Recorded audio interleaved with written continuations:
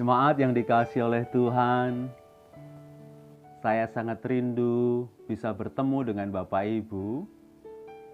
Sudah sekian lama kita harus tidak bertemu secara fisik. Saya sangat kangen kapan kita bisa segera bertemu. Tetapi situasi kita saat ini menuntut kita masih harus bersabar untuk bisa kita bertemu dalam pertemuan-pertemuan jemaat.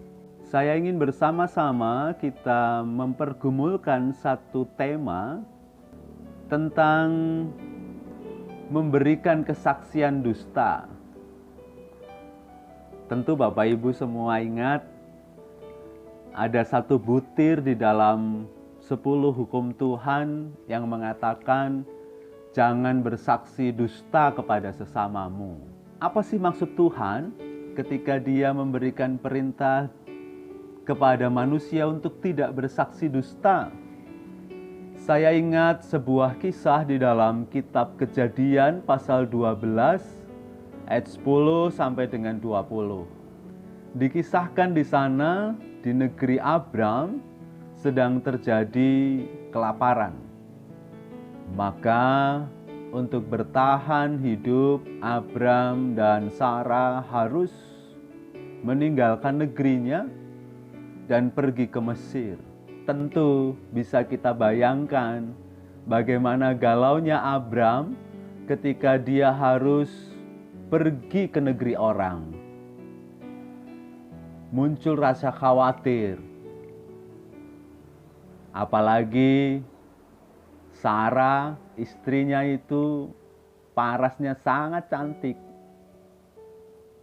Dia tentu berpikir, wah jangan-jangan banyak orang tertarik pada Sarah dan saya akan dibunuh. Pikiran, suasana hati yang galau itulah yang menguasai Abram pada waktu itu. Sehingga dia merancang sebuah kebohongan bersama dengan Sarah. Kepada Sarah, Abram berkata, nanti kamu di sana ngomong kalau adikku ya, supaya aku tidak dibunuh dan kita semua bisa tetap hidup.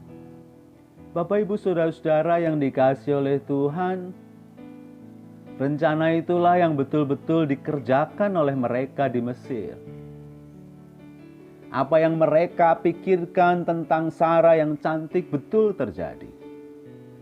Bahwa kecantikan Sarah kemudian mengundang perhatian banyak orang. Bahkan berita tentang Sarah yang cantik itu sampai ke telinga Firaun. Bapak Ibu Saudara-saudara yang dikasihi oleh Tuhan, Firaun pun tertarik kepada Sarah. Dia ingin memperistri Sarah. Karena berita yang dia terima dan dia dengar, Sarah adalah adik Abram. Ketika Sarah dan Abram dibawa ke istana Firaun, Abram diberi berbagai macam hadiah. Apa yang menjadi kebutuhan dipenuhi oleh Firaun. Tentu karena tahu Abram adalah kakaknya Sarah. Sampai pada titik itu, rencana Abram dan Sarah berhasil berjalan dengan lancar. Situasi kemudian menjadi berubah ketika Firaun betul-betul mengambil Sarah, dan akibat dari itu Firaun dan seluruh istananya menerima tulah dari Tuhan. Firaun menjadi sangat takut. Dia bertemu dengan Abram dan menggugat Abram. Apa yang sedang kau lakukan kepadaku? Sehingga kamu tidak mengatakan bahwa Sarah adalah istrimu. Bapak, Ibu, Saudara-saudara yang dikasihi oleh Tuhan, Fir'aun tidak mau menerima tulah dari Tuhan, maka Sarah dikembalikan kepada Abram. Bahkan setelah itu Sarah dikembalikan dan mereka disuruh pulang. Kalau saya memilih kata yang kasar, mereka kemudian diusir. Bapak, Ibu, Saudara-saudara yang dikasihi oleh Tuhan, dari kisah Abram dan Sarah, kita sekarang menjadi tahu bahwa bersaksi dusta mengakibatkan Abram dan Sarah kemudian disuruh pergi, disuruh pulang, diusir oleh Fir'aun. Bukan hanya itu saja, tetapi kesaksian dusta Abram dan Sarah mengakibatkan orang lain, yaitu Fir'aun, mengalami kemalangan, menerima tulah Tuhan.